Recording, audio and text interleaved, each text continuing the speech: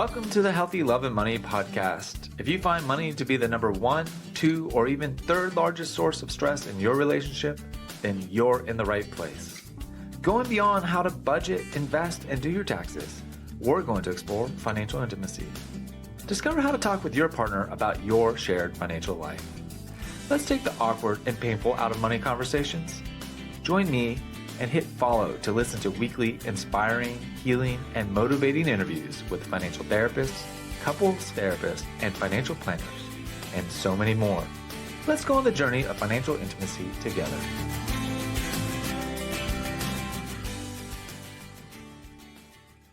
Hi, everyone, and welcome to this episode of the Healthy Love and Money podcast. Today, I have the distinct honor to welcome Dr. Jordan Grumet to the show. He has a very special background.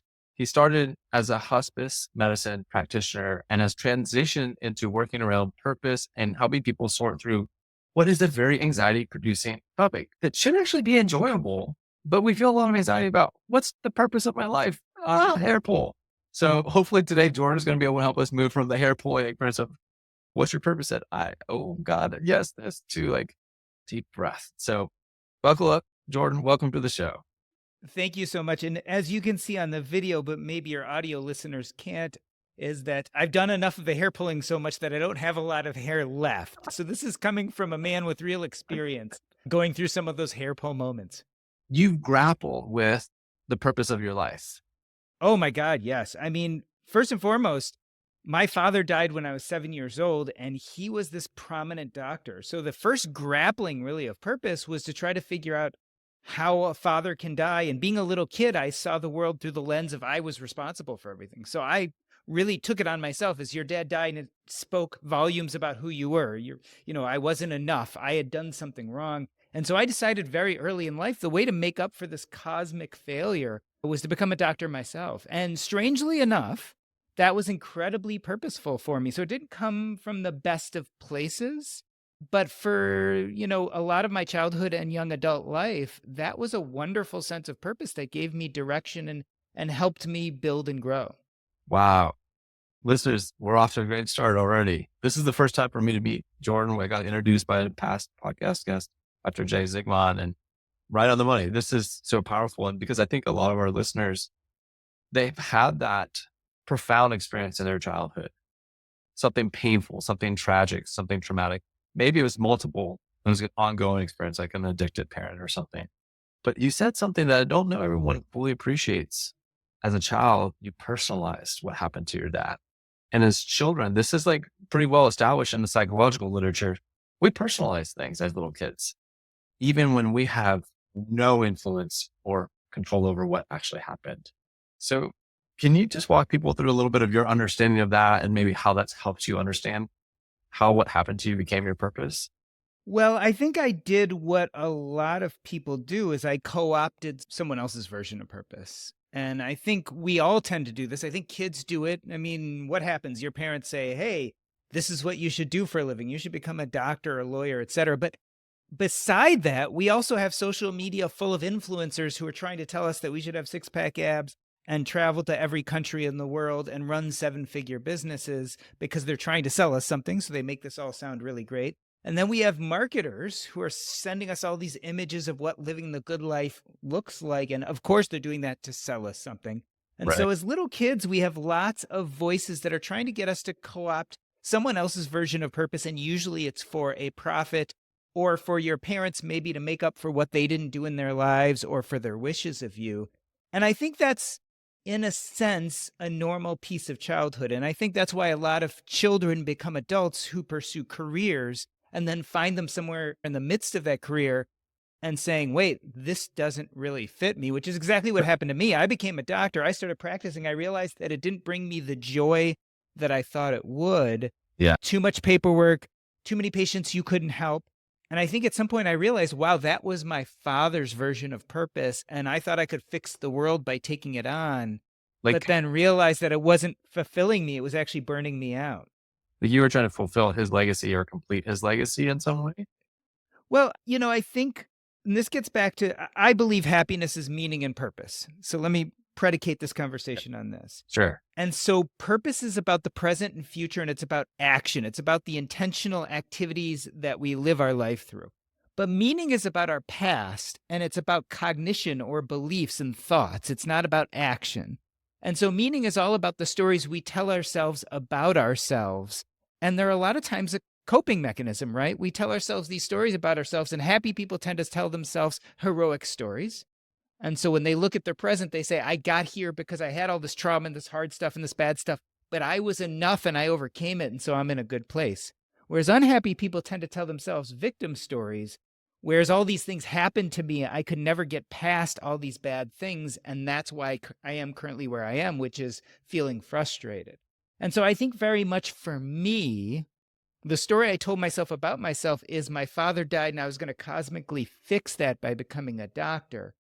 But as I got older and realized that that purpose didn't suit me anymore, I had to pivot. I had to learn to tell myself a different story, or at least pursue a different version of purpose and identity. And coming to that conclusion was exceedingly hard because not only my father's death, but my family, all expectations, all the money I spent on schooling, everything I did was propelling me into this identity, an identity that I never, looking back, really connected with. Like, I didn't have lots of doctor friends. I hated hanging out in the doctor's lounge. I would go to a party with my wife and people would ask me what I did for a living, and I would find myself exceedingly embarrassed, like I didn't want to tell them that I was a physician. And so these were all signs that I had co-opted someone else's version of purpose, and that identity didn't really fit me. But it took a lot of courage to actually connect with that and step out of that purpose and identity that had fulfilled me and had met my needs for a certain amount of time, and realize I had to do something quite courageous, which was reinvent myself in a much more fitting way. Wow. That's phenomenal. So a few of the pieces that I want to pick up on. Meaning is about the past and our interpretation of it. And then purpose is about the present and the future. Is And that about action? Yes. And so and about meaning, action? Whereas yeah, meaning is about memory and past. yeah, and cognition and beliefs. And that's why meaning is a journey to enough. And a lot of people don't get this. And I see this all the time because I do purpose coaching, et cetera. A lot of people never feel a good sense of meaning, so they don't feel enough inside, right? They tell themselves stories about themselves in which they never were enough. And if you do that and you start to say, well, how am I going to be happy? I need to find a sense of purpose. They try to purpose their way to enough or purpose their way to happiness. But if you don't have that good sense of meaning, it doesn't work. And a perfect example of this is Elon Musk. Elon Musk is one of the richest people out there, and he's also one of the most accomplished people out there. But the money and the accomplishments don't make him feel enough. That's why he looks fairly miserable and is always trying to get more. Whereas what he truly has is a meaning problem. He needs to go back and retell himself different stories about his childhood where he wasn't abused by his father or where he wasn't made fun of by his peers. He has an enough problem. And if Elon Musk, having as much money as he has and as much achievements as he have, if that's not enough for him, it's really hard for most of us normal human beings to purpose our way to feeling happy. You've got to have both meaning and purpose. Once you have a good sense of meaning and you know what enough feels like in your life and you feel like you are enough, purpose becomes really abundant and easy because it's just the actions you fill your day with. So how many great things can we fill our day with every day if we let go of this idea that purpose is supposed to prove that we're worthy? My brain is blowing wide open on a lot of things here, Jordan. And, I'm steeped in this material, steeped in this world, and I'm having those humbling moments of just when you think you have it all dialed in and you lay it out in this simple way. And I know this way that you're laying out has come through your own years of wrestling and sorting and how do we organize this information. I've definitely felt that meaning purpose dilemma. And I feel like a lot of, especially in the financial world, man, we get a lot of messages that we needed to just focus on the purpose side of things. Yeah. And you can't, then this is what I love about dealing with dying people, because I've been at the bedside as people are dying and talking about their regrets, and no one ever says, I wish I made more money. No one ever says, I wish I worked more nights and weekends. And so if you think you're going to fulfill yourself by working a lot or making a lot of money, I think what you have more than a purpose problem is a meaning problem. You don't feel like you're enough, and you keep on trying to prove that you're enough by hitting all these achievements. And it doesn't work because the moment you hit those achievements, right, you feel happy for a moment or two, but then you're on to, well, what now? Like, how am I going to double down and do even greater, make even more money, etc.? The way to answer that problem is to have a better sense of meaning. Purpose becomes really much easier once you feel like you're enough as a person. So how do people get to that journey and that felt sense that they're enough, right? Because that seems to be the $1 million question or challenges. For me, I look at a lot of the world through the lens of childhood trauma and Yep. parent and childhood trauma, the ACE score, adverse childhood experiences study. Like the consequence of that is most of the time it's I'm not enough. I'm not lovable. Yeah. Yeah. And so here's the problem. Almost everyone has both generational trauma and lived trauma. And it doesn't have to be major lived trauma, right? For some people, it is. Some people have been kidnapped and raped and tortured and have horrible trauma. I've seen loved ones die. That's what we would call, big T trauma. Some use that term. But a lot of us live through trauma that other people would say, that's not so bad. But being teased at school, getting a bad grade, finding the only one who understood you as your teacher, so you wanted to show up and really perform for them. Right. So we all have both generational and lived trauma. And happiness, as I said, is meaning and purpose. You need them both. So if you can't get past that meaning spot, you're in trouble. So the answer to this is, honestly, it's therapy. It's narrative therapy. So there's this thing called narrative therapy. And what that means is we go back and we look at the predominant narratives of our life, especially around trauma, and we separate ourselves from them. We say, this thing bad happened, but I am not a bad person. And when you separate yourself from the trauma and look at it a little more objectively, you can actually create a much better story about what truly happened. So we're replacing these negative narratives, these negative stories we tell ourselves, with much more mature narratives that as adults we can see. Like, I wasn't a bad kid. My dad died because he had a blood vessel in his brain that burst that no one could have controlled. And I, for so long, told myself that it was my fault. And the way I was going to make up for this was I was going to be the best, amazing doctor who saved the most lives. And that didn't work because it was never enough. I had to go back and say, no, you were a really good kid. Your dad died. You didn't crumble. You didn't fall apart. You actually created a life in which you achieved a lot of things. I also had a learning disability at the time, so I had lots going on. Okay. And so now I can separate myself from the trauma and realize I wasn't responsible for my dad's death. I was a good kid who actually achieved a hell of a lot. And I can look at that story much more heroically, which means that I don't have to prove myself anymore. My dad died. It was sad. And hey, look how I moved through this and became the full functioning, happy adult I became. Now, that doesn't mean that being a doctor would serve me for the rest of my life, but it was a fairly valiant road I took. And that's being a doctor was very purposeful for me for the time it served me. I just eventually realized that it didn't suit me as well as it could have. Well, I feel like there's strong parallels, and that is I became a firefighter, the valiant hero to try to save the day for all the things that happened to me or that I heard happen to my parents, that symbolic savior. And pretty quickly I realized this career is not what I thought it was going to be, not a good fit. And I was just going to say, what's really exciting about this, though? So let's turn this around. When our parents hand down trauma to us, it creates narratives that don't serve us. And as adults, we have to deal with that trauma and undo some of those narratives. We know this. This is probably a lot of what you talk about. Yeah. But let's turn this around. What if you work on yourself, you do some of this narrative therapy, you come to the conclusion, I am enough, and that allows you to move into purpose, your present and future, take actions and do things that deeply light you up, are interesting to you. You don't have to prove yourself, so you're not worried about big goals. You're like, what can I do that really excites me? Now, here's the magic. You model that behavior for your children and the people around you. So instead of handing them down generational trauma, you're actually giving them generational growth. You're showing them a model of someone who deeply engages in things that light them up.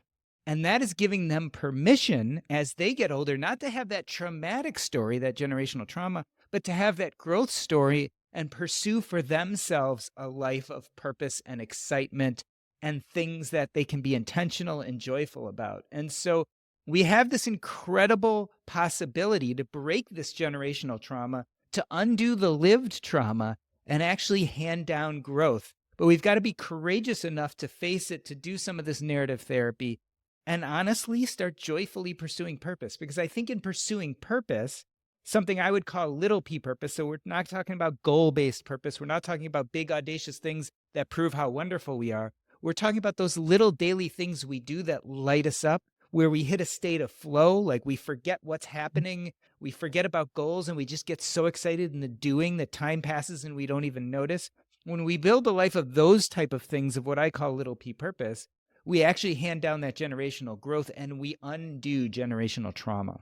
So if people are thinking, man, Jordan's got a lot to say and I want to track all this, you have a new book coming out called The Purpose Code: How to Unlock Meaning, Maximize Happiness, and Leave a Lasting Legacy. What are they going to get? They're already getting a taste of it just here in the interview today, but like as they dive into this great book, what are they going to experience? What are they going to read? Are they going to learn more about narrative therapy? What's going to happen in the book? So basically, and I think I have to describe how I got here for you to really understand. So the way I got here is I actually wrote a book called Taking Stock, and it was all about what the dying can teach us about money and life. So being a hospice doctor, I saw people die, I heard deathbed confessions, and I wrote about what that means when we're considering money and how we use it in our life and what we want to use that money for. And one of the main premises of that book is that we should put purpose, identity, and connections first and build a financial framework around it. Most of us do the exact opposite. We build a financial framework, we wait until we've made tons of money, and then we start figuring out, well, what feels like purpose, identity, and connections to us? I think that should come first. I went to market this book, and I would give talks, I'd go to conferences, and people would come up to me angry. And the first time this happened to me, I was like, what the heck is this? And I disregarded it. Right. But it happened over and over again. People would come up to me angry and they'd say, stop telling me to find my purpose, because I've been searching my whole life for purpose and I don't know how to find it, and it's making me anxious. And so I did a big deep dive into purpose, and I found two contradictory things. One is, if you look at the data, and there's tons of data out there, purpose in life is associated with health, longevity, and happiness. Totally clear, tons of studies. Right. But if you look at other studies that show that up to 91% of people at some point in their life get what's called purpose anxiety. This searching for purpose makes them depressed and frustrated and anxious. Hey, man, So wait, this guy right here. Hello. Yeah, exactly. Yeah. So the question is, how do we resolve this paradox? So what you'll learn in the Purpose Code is, I think we get purpose wrong. I don't think purpose is one thing. It's probably two things. One of those things is associated with anxiety. The other is associated with the health, happiness, and longevity. I call them big P purpose and little p purpose. Okay. Big P purpose is goal oriented. It's all or nothing. It's easy to fail, and it's usually audacious. Like, I want to be president. I want to have an 8-figure business. I want to travel to Mars. These are things that are highly failable. And a lot of times, because we don't have agency to achieve them, we find ourselves frustrated. Little p purpose, on the other hand, is not goal oriented. It's process oriented. What are the things I can do that light me up, that I enjoy doing regardless of the outcome? And so instead of being all or nothing, this is kind of all or all. It's very abundant and it's very hard to fail. You just have to show up. And so using that as a template for purpose, in the book, I talk about generally the journey to happiness, which is meaning, getting those stories about our past and making them better, then moving joyously into your present and future with the action of purpose. And last but not least, living that life so you have a long-lasting legacy. Most people think that big, audacious purpose, what I call big P purpose, is the way that you impact the world or have legacy. But in the book, I actually argue with little p purpose, by living a joyful, intentional life, you create communities, and inside those communities, you actually have a much bigger impact and legacy. And so that's what the book is generally about. All right. So listeners, what you obviously don't get to hear is the pre-conversation. So before I hit record, I asked Jordan something to the effect of, well, what will make this a great podcast interview for you? And some part of my brain thought, he said, well, to talk about my book and to promote it. Of course, that's why I'm here. And that is not what he said at all. That would be a goal-oriented purpose. You know, like, Very I want much. to be on the New York Times bestseller list. So I'm doing this podcast tour thing and I'm going to have thousands of people buying my book. No, that's not what Jordan said. What Jordan said is, I'm here to have a great conversation, to enjoy ourselves. And if we accomplish that, then it's been a great use of my time. And so a lot of times I say we need to be a little bit more goal agnostic. Like, hey, if you and I have a great conversation, I love every second of it, and we hang up or finish in an hour, and your interview catches fire and my book happens to be a bestseller, I will totally embrace that goal. I'd love my book to sell thousands, if not millions of copies. But whether my book sells those copies or not is not what I rely on to look for purpose or happiness. The purpose is you and I here in front of a mic having a great conversation, talking about really important things. Everything else is a bonus or a happy side effect. Everything that happens after this hour is just add on and addition. And this is a big break from the field of financial planning that I went to school in after being a firefighter. Is everything was goal directed. How do we maximize the return? How do we help set the clear quantitative goal of you need $1 million, $2 million? And so it's continued rewiring in my brain to stay focused on what's the process. Right now I'm training for a half marathon, and it's very easy to get focused on the goal is to run the half marathon. And maybe when my training days don't go well, that's it. But here's the problem with that.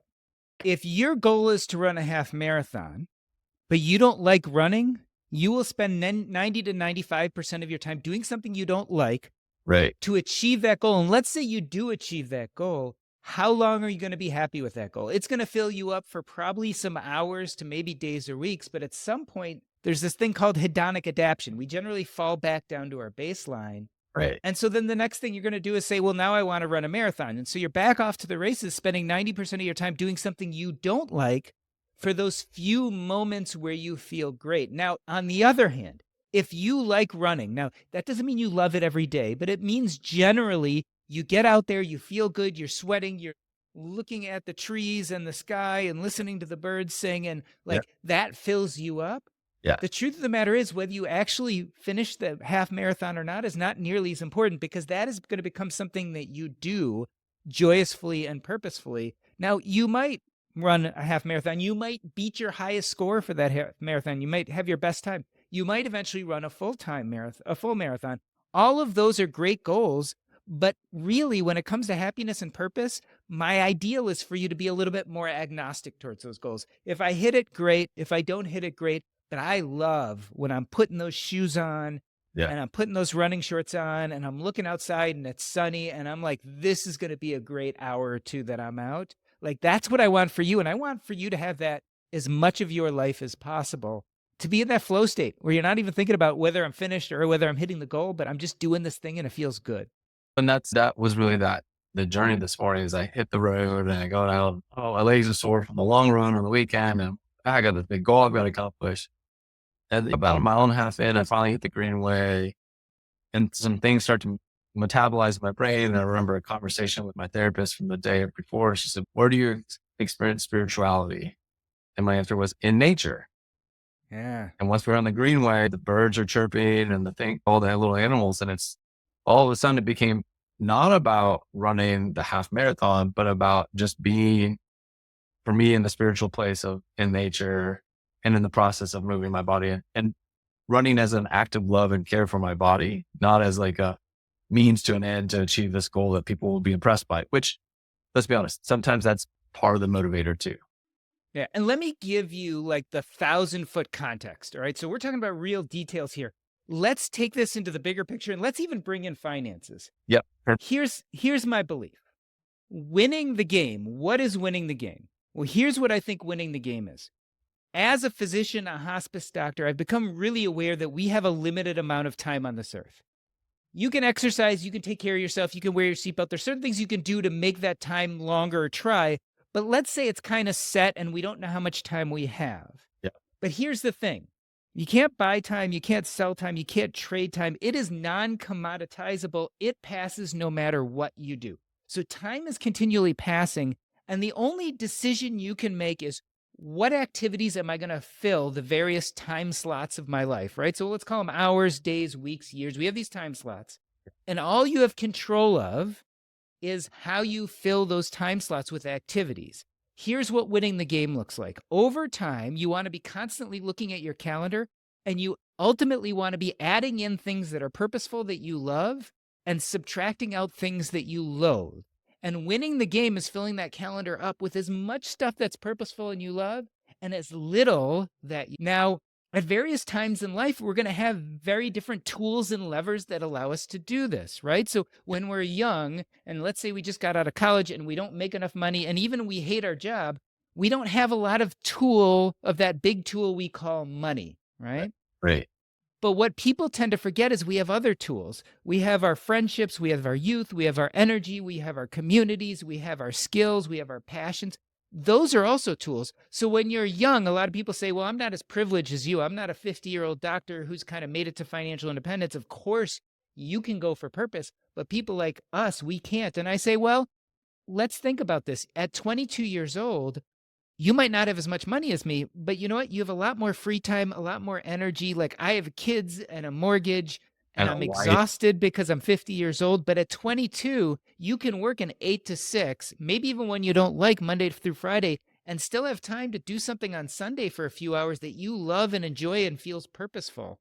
Right. And maybe that thing makes a little money and actually gives you some, margin in your life. Maybe it doesn't, and you're just adding in a few hours of purposeful activity. So those are your tools, but then we also have levers. And so I think there are three main levers. The art of subtraction, get rid of things you loathe. The joy of addition, add in things you love. And then substitution, when all else fails, substitute one thing for another. If you hate your job, maybe you hate your boss and you can stay at the same job but work for a different boss. Maybe you can stay at the job but do a different set of daily activities. Maybe you keep the same job but move to a different company. That's all substitution. So again, winning the game is working that calculus of your schedule, putting in as much as you love, getting rid of as much as you loathe, and you use these various tools and levers to continuously improve. Money is a great, great tool, but it's just one of many. Getting our finances in order makes sense because that gives us a really important tool in allowing us to spend our time doing things we love instead of things we loathe. So if you have a lot of money, you can hire the housekeeper so you don't have to clean your toilet, and instead you can do podcasts all day.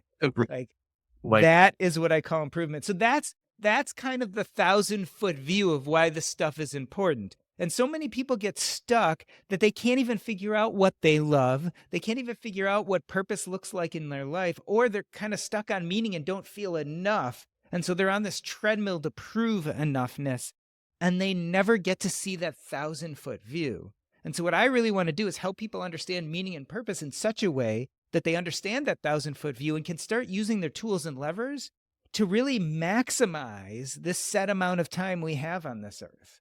So as you think about all this, I want to ask this question. I'm married. I love this. My wife, she likes it. How do you, when you're talking with people that are married and maybe one person's really more into this kind of stuff and the other person's not quite as much, how would you coach them to say, let's talk about this more? How do we engage in this more? How do we align more? So I think there are a few techniques. First and foremost, and I learned this in hospice, but it works in almost everything in life. You can only meet people where they are. You can't bring them to where you are.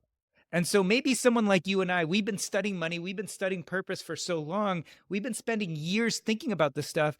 It's kind of hard to go to someone who hasn't been spending years thinking about this and try to drag them to where we are without having them go through the experience. Yeah. So first and foremost, you have to meet people where they are. The second piece of that is it's really about what does your ideal life look like? And so what I think we really need to do is talk to people. We need to talk to our spouses and say, what does your dream life look like? And then we work backwards to today and start saying, well, how do we change our life today to align more with what that ideal life looks like?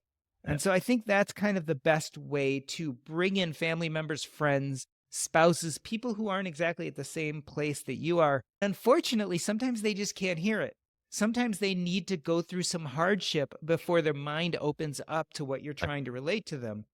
But if you try to drag them to where you are without giving them enough preamble, it almost never works. That's definitely been my experience. And it does seem like the more that I relaxed on this stuff and try to force the conversations and just relax and just talk about it occasionally. Hey, I did this podcast and I already talked about this idea, and then don't say anything more. Magically, it shows back up in the conversation 3 months later, 6 months later, or some other time. We can't force this kind of stuff on someone is what I'm hearing you say is. I think the best, like I want sometimes to be an evangelist and convert everyone to like, let's live on purpose. It's going to be fantastic. Come on. Yeah. And it doesn't work. Yeah. The better thing again to do is take these people, meet them where they are and say, well, what does your happiest, best life look like? And then we can start building the blocks to how you get there. And again, you're going back to the 101 for them as opposed to giving them the 201. It's like, well, I'd like to live a life where I felt happier on a daily basis and I spent more time doing things I like doing. And you say, aha, all right, now we kind of have a starting place. Yeah. let's really start looking at what that means. Well, what kind of things do you like doing? What would you like to spend your time doing? And half the people say, I have no idea. And then so what we're really doing is we're doing some purpose work to see what really feels like purpose looks like in your life. Yeah. The other half of people will kind of say, I have all these things I want to do, but I don't have time, or I don't have energy, or I don't have enough money. And then you sit back and say, okay, well, for instance, I don't have enough time. Well, the U.S. Bureau of Labor Statistics does the time survey, the U.S. time survey every few years. And they found that the average human being has 5 hours of free time a day. And in fact, people in lower socioeconomic status have probably an hour extra. So probably have 6 hours a day. So do you really not have time? Let's talk about that. Or, I don't have enough money. Okay, well, let's look at that. Maybe you don't have the tool of money. What other tools do you have Right. that could help you create some margin that would give you time and energy to start using the joy of addition to adding in purposeful activities into your life? So all of this you can kind of work around, but it takes some real patient discussion. And I think it's starting with values and kind of looking at what the ideal life looks like. This thought just really crossed my mind as you were talking about. A lot of times I've experienced, I don't have time or I don't have money. Yeah. And then you use the BLS, Bureau of Labor Statistics, say the average person has about 5 hours a day of free time. And then, I don't know what the equivalent number is in money, but the average person, I'm making this number up. Don't quote me. If you know the number, send me the email. But the average listener here has money. They have discretionary money. Yes, they have some base set of fixed costs that they are pretty much non-negotiable, but there's actually a lot of money that they have control over how they're spending, but it just doesn't feel like it because they're just so in the habit of spending money at Costco to do this and blah, blah, blah, blah, blah. And it's the same thing with the discretionary time. Yeah, you have time. It's just, And let me tell you a secret. Yeah, and let me tell you a secret. Terminal illness does not care. When you are on your deathbed, it does not care that you didn't feel like you had enough time. It does not care that you feel like you didn't have enough money. And almost no one says, if I had just made more money, I could have lived the life I wanted to live. Most of them actually say, if I had the courage to try, I might have been able to live the life I wanted to live. Because it's rarely money or time that truly keeps you from becoming the person you want to be. the word courage has shown up a lot today. Because you don't buy your way into being who you want to be. Wait, but that breaks with a pretty common conception, doesn't it? Well, tell me what you mean. At the beginning of the interview, we talked about all the marketing messages that we get. Yeah. This is who you should be. This is how you should be. And you trade this money so you can be this person. Trade this money so you can be this person. And what you're saying is, you don't become a runner by buying shoes, and you don't become a runner by completing a marathon. You become a runner by running.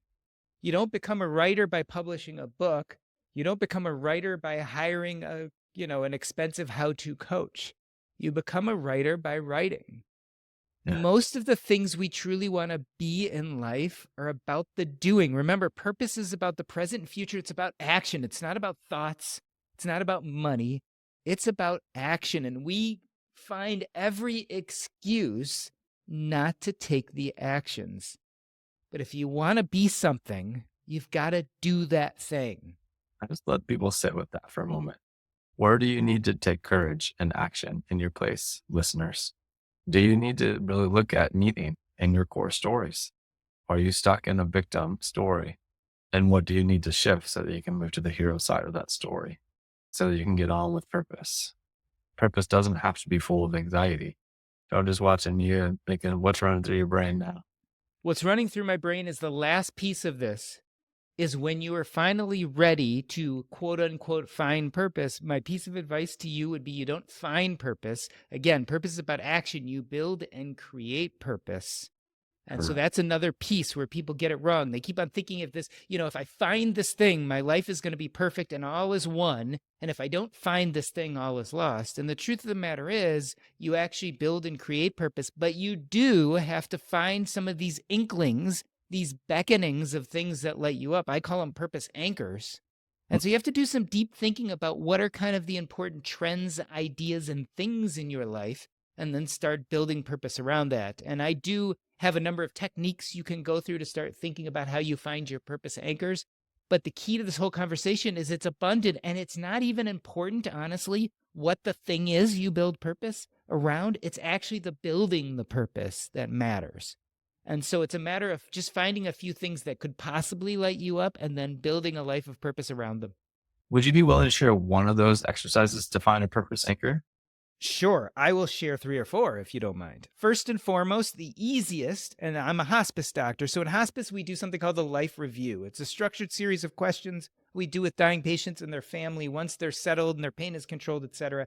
And it helps them come to terms with their life. We ask them things like, what were your biggest achievements? What were your biggest failures? Who are the most important people? And what do you regret? So doing a full life review, especially if you're not dying, but are young and healthy, where you have agency to actually change things, is a great way to find some purpose anchors.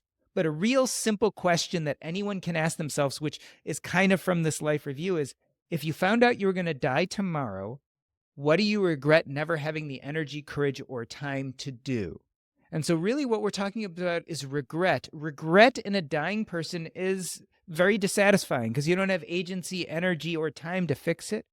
But regret in a young purpose is just another name for a purpose anchor. You can turn it around and actually turn that into a purpose anchor you can start building purpose around. So regret is a great way to start thinking about purpose anchors. Another is your job. A lot of people hate their jobs, but I always say, you got into this profession for a reason. What is that 30 minutes a week that you absolutely love or look forward to, even if you hate the rest of your job? I mean, is it doing stockroom inventory? Is that when you're like, my mind likes to organize and that's my favorite thing, but otherwise this is a crap job? Yeah. Well, guess what? Then maybe organizing and stockroom organizing is part of a purpose anchor for you. Maybe there's something there. So I call it the art of subtraction. Subtract everything you hate about your job and what's left. I didn't like being a doctor, but you know what I really loved? Taking care of dying people. And so when I subtracted everything I hated out of my practice because I was doing general internal medicine, I was left with the one thing I would do even if people wouldn't pay me for it. And so I knew that was a purpose anchor and I could build some purpose around that. And that's why I continued being a hospice doctor. Even after I left my practice, I got rid of 90% of my doctoring time, but I kept 10%. Regrets are a great way to find purpose anchors. The art of subtraction, looking at your job. Another is the joy of childhood. Remember when we were kids, before we were so engrossed in figuring out what we wanted to be, weren't on our phones all the time looking at social media or marketing? A lot of times we had joys when we were kids and we didn't care the outcome. We just had stuff that we could do for hours because we loved it. And Right. if you remember your childhood room, maybe you would remember the posters or the drawings or the trophies you had. Those were all things that were important to you. So are there some joys of childhood which you let go of when you decided to become an adult that actually were really important to you? Those could be purpose anchors. I loved baseball cards when I was a kid. And my eyes still light up when I'm looking on the internet and I see something about baseball cards. I actually don't have enough time. I'm so busy doing other purposeful things, I don't have enough time. But if I was ever lacking in a sense of purpose, I could go back to collecting baseball cards, and that just lit me up. So the joys of childhood is the third. And last but not least, if nothing else is working, right? So regret isn't working, art of subtraction isn't working, the joys of childhood aren't working. Try the spaghetti method. Throw a bunch of things up against the wall and see what sticks. I mean, that means like go do activities you normally wouldn't do, say yes to people you normally wouldn't say yes to, put yourself in slightly uncomfortable situations. And if by the end of the day you're like, oh, that was a real pleasurable way to spend the day, that could be a purpose anchor for you. So those are 4 good ways to start thinking about purpose. But remember, purpose is about action. You actually have to build a life of purpose. The anchor is just a starting place. I think my favorite one that I heard is the spaghetti method. When Yeah, all everyone loves else, the spaghetti method. just Yeah. start trying some shit and see what happens. Throw a bunch of stuff up against the wall and see what sticks. Wow. So if people are rocking and rolling, loving what you're having to say, it sounds like you do some purpose coaching too. I do. So I have a podcast called the Earn and Invest Podcast. I do a lot of public speaking and book writing, and I've been doing more and more purpose coaching over the years, as well as a mastermind connected to my podcast. Okay. So say the podcast name again.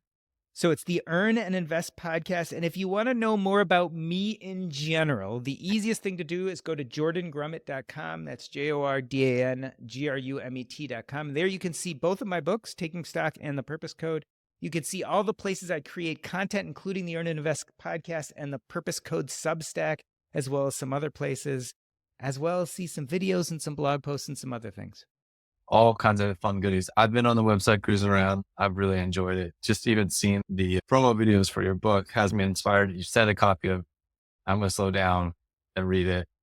And I'm really appreciative. I think one of the things that I take out of this is around staying focused on the process oriented, staying in the action, and letting go of some of the big P and focusing on just the little P of the process, the day to day. And what I haven't said, I know just in this conversation, it's been convicting for me, is parenting is a big part of my purpose, especially in this season with young kids, and getting focused on a bunch of other bigger goals has distracted from something that's so meaningful. And so we'll be taking some time this afternoon to be in the process of parenting. I will warn you, when you read the book, I do make a pretty strong argument that people should not be your purpose, including your kids, only in the sense that you want to teach them and model for them the behavior of living a purposeful, joyful life. So you give them permission to do that, because guess what? They might not have kids. They might not be biologically able to, or they might not even choose to. And you don't want them to think that your version of purpose was 100% solely taking care of them, and now they can't do the same thing. So just something to think about. But I do think that the connections we make through doing purpose are actually the whole reason we do this. It's to make connections in community. And I do think that spending time with our kids, especially in that season of their lives when they're younger and need us more, is very gratifying and very important. Yeah. And I think it's right. It's not, what I'm hearing is this is not an all or nothing statement. Right? Correct. If your sole purpose, if you're trying to derive your sole purpose off of people dash your kids, you're long to be disappointed. And I think you're handing another generational trauma script down as opposed to a generational growth script, right? Because we want to give them permission to grow and learn and pursue little P purpose, things they enjoy that light them up. Right. We don't want them to have this model that the only thing they can really do is take care of their kids themselves. Got it. Jordan, thank you so much for your time and energy today and the work you're doing. I look forward to crossing paths in the future. Thank you so much for having me on the show. I appreciate it. I invite you now to stop for 5 or 10 minutes and reflect on what you just heard. Maybe even journal about it. Give yourself the time to consider what you just heard and what it means to you. By giving yourself the time to reflect and integrate what you just heard, it will help you along your journey of learning, healing, and growing towards financial intimacy in your life. Please like and follow this podcast and share with someone that would benefit from being on the journey of financial intimacy. Wishing you healthy love and money, Ed.